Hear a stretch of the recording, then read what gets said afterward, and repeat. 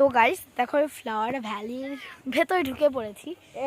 কিন্তু খুবই প্রাকৃতিক জায়গা। একজন বলেছিল এখানে নাকি খুবই ভিড় হয়, কিন্তু এখানে দেখছি শান্তশিষ্ট, ভিড় হয় না।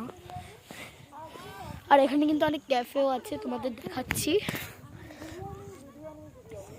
ওদের ক্যাফে আছে, ফুচকা স্টল আছে, মানে বেশ অনেক কিছুই আছে। মানে সরষে ক্ষেতও আছে।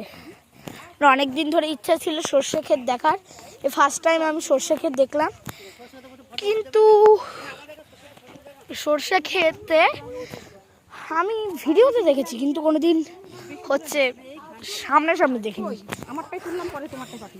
খুব ভালো লাগছে আমার। এখানে কিন্তু ফুল ছেঁড়া নিষেধ, তাও আমি উপর ছিঁড়েছি তোমাদের জন্য।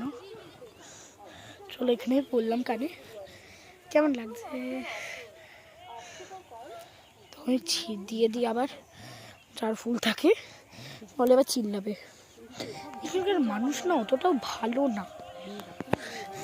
তো এই জায়গাটা খুবই সুন্দর, তোমরা একবার ট্রাই করতে পারো আসার জন্য।